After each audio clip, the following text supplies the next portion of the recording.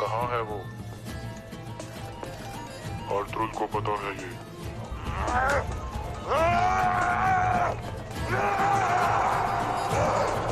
قبیلے جانے والے تمام راستے بند کر دو۔ السلام علیکم ٹو آل ویورز۔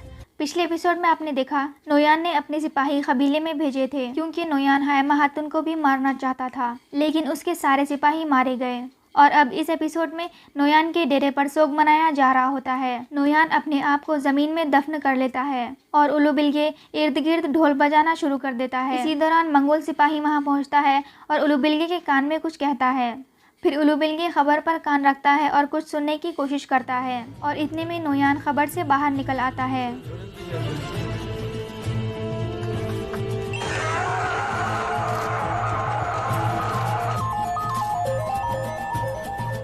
کچھ دیر دن زندہ ہے نویان؟ کہاں ہے وہ؟ آرطغرل کو پتہ ہے یہ۔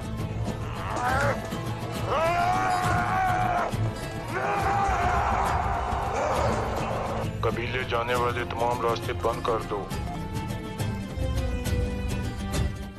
اس کے بعد نویان کہتا ہے کہ قبیلے جانے والے ہر چیز کو تباہ کر دو، میں آج جیت والے دن کو سوگ والا دن بننے نہیں دوں گا۔ اس کے بعد وہ غصے سے اٹھتا ہے اور سپاہیوں سے کہتا ہے میرے ساتھ آؤ۔ اس کے بعد غار میں تغدقین کو اچانک ہوش آ جاتا ہے، جس پر ابن العربی اللہ کا شکر ادا کرتے ہیں۔ اس کے بعد قبیلے میں گندگدو کا خاص آدمی دمرل سارے سپاہیوں کو اکٹھا کر کے بات چیت کرتا ہے۔ وہ کہتا ہے اگر آرطغرل بھائی کو موت کی سزا ہوئی تو یہ نویان کی جیت ہوگی، اس لیے ہم ایسا نہیں ہونے دیں گے۔ اگر اس کے لیے ہمیں اپنی جان بھی دینی پڑی تو ہم اپنی جان بھی دے دیں گے۔ اس کے بعد جوش میں سارے سپاہی نعرے لگاتے ہیں۔ اس کے بعد آپ دیکھیں گے حائمہ خاتون کائی قبیلے کے سرداروں سے بات کرتی ہے اور ان سے پوچھتی ہیں کیا آپ میں سے کسی کو لگتا ہے کہ آرطغرل غدار ہے؟ اس پر وہ سب لوگ کہتے ہیں کہ ہم آرطغرل کو غدار نہیں سمجھتے اور جرگے میں ہم آپ کا ساتھ دیں گے۔ اور اسی دوران ارتغبے اور گندگدو قبیلے میں واپس پہنچ جاتے ہیں۔ پھر گندگدو اپنے سپاہی دمرل سے کہتا ہے آرطغرل کے سپاہی پاس ہی پہاڑی پر تمہارا انتظار کر رہے ہیں اور تم ان سب کو خفیہ طریقے سے قبیلے میں لاؤ گے۔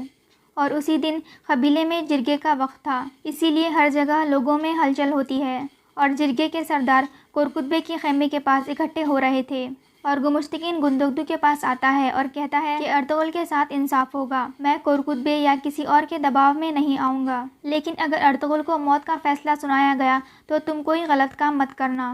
اس پر گندگدو کہتا ہے یہ جرگے کے فیصلے پر ہے کہ ہم کیا کرتے ہیں، اور اگر آج ہمارے ساتھ ناانصافی ہوئی تو اوغوز قبیلے بکھر جائیں گے۔ اسی دوران ایک سپاہی آتا ہے اور گندگدو سے کہتا ہے کہ ہمیں آرطغرل کو جرگے میں لانا ہے۔ اس کے بعد گندگدو اس کے ساتھ چلے جاتا ہے۔ اس کے بعد ابن العربی تغدقین کو لے کر قبیلے کی طرف روانہ ہو جاتے ہیں اور ان کے ساتھ گائتلی اور ایک درویش بھی ساتھ ہوتے ہیں، اور ان کے پیچھے منگول بھی اسی راستے پر آ جاتے ہیں اور ان کا سراغ ڈھونڈ لیتے ہیں۔ یہ دیکھ کر منگول سپاہی کہتا ہے کہ ہمیں فوراً نویان کو بتانا ہوگا۔ پھر ایک منگول سپاہی آواز نکالتا ہے، جس کے بعد نویان اور الو بلگے پہاڑی پر آ جاتے ہیں۔ نویان کہتا ہے وہ تغدقین کو لے کر قبیلے میں جا رہے ہیں اور ہمیں انہیں روکنا ہوگا۔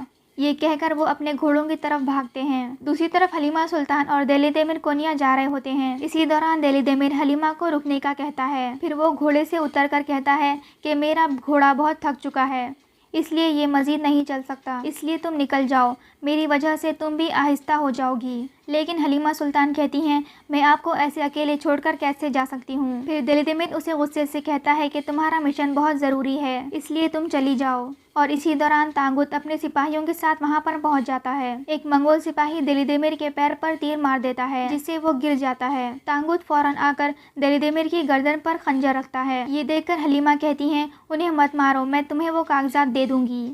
اس کے بعد وہ کاغذات تانگوت کو دے دیتی ہیں۔ اس کے بعد تانگوت کاغذات چیک کرتا ہے اور اپنے سپاہی سے کہتا ہے اس بوڑھے کو مار دو اور حلیمہ سلطان کو میں نویان کے پاس لے کر جاؤں گا۔ دوسری طرف قبیلے میں گندگدو آرطغرل کو جرگے میں لانے کے لیے پنجرے والے خیمے کے پاس پہنچتا ہے، اور اس دوران قبیلے کے کافی لوگ اور سپاہی وہاں پر موجود ہوتے ہیں۔ اس کے بعد آرطغرل گندگدو سے تغدقین کے بارے میں پوچھتے ہیں۔ اس پر گندگدو کہتا ہے اس کی حالت بہت خراب ہے، پھر ارطغرل کہتے ہیں چلو دیکھتے ہیں ہماری قسمت میں کیا لکھا ہے۔ اس کے بعد ارطغرل خیمے سے باہر آ جاتے ہیں اور گندگدو انہیں لے کر چل پڑتے ہیں۔ دوسری طرف جنگل میں منگول دلیدمیر کو مارنے ہی والا ہوتا ہے کہ ایک تیر آتا ہے اور سیدھا منگول کے سینے پر لگتا ہے۔ اس کے بعد دوسرا منگول بھی دلیدمیر کو مارنے کے لیے بڑھتا ہے لیکن وہ شخص اس پر بھی تیر چلا دیتا ہے۔ اس کے بعد تانگوت کے دونوں ساتھی ادھر ہی ختم ہو جاتے ہیں۔ اس کے بعد تانگوت گھوڑے کے پیچھے چھپ کر اس شخص کو دیکھتا ہے اور فوراً گھوڑے پر سوار ہو کر وہاں سے بھاگ جاتا ہے۔ پھر وہ شخص حلیمہ سلطان اور دلیدمیر کے پاس آتا ہے اور ایک تلوار دلیدمیر کی طرف پھینکتا ہے۔ دلیدمیر تلوار پکڑتا ہے اور اس آدمی کو دیکھ کر خوش ہو جاتا ہے کیونکہ دراصل یہ آدمی سنگورتکین تھا۔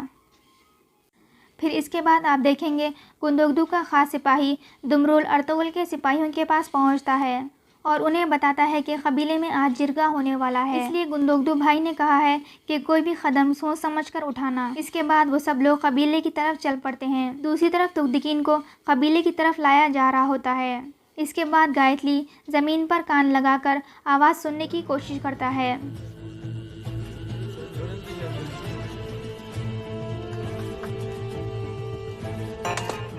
انہوں نے ہمارا نشان ڈھونڈ لیا ہے اور وہ آ رہے ہیں۔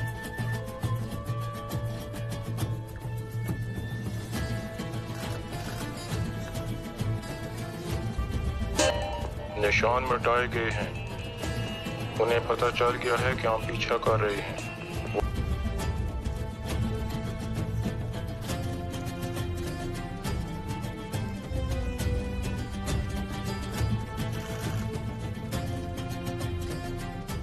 اس کے بعد نویان بھی اس راستے کی طرف چل پڑتا ہے جس سے وہ گزرے تھے اور گائتلی تغدکین کو اٹھا کر ایک غار میں داخل ہو جاتے ہیں۔ دوسری طرف حائمہ خاتون بھی جرگے میں جانے کی تیاری کر رہی ہوتی ہیں۔ پھر وہ گوگچے کو باہر بھیج کر سیلجان سے اکیلے میں بات کرتی ہیں اور کہتی ہیں ہمارا سپاہی دمرول ارطغرل کے ساتھیوں کو خفیہ طور پر قبیلے میں لائے گا۔ میں اور گندگدو جرگے میں ہوں گے اور اب یہ تمہارا مشن ہے۔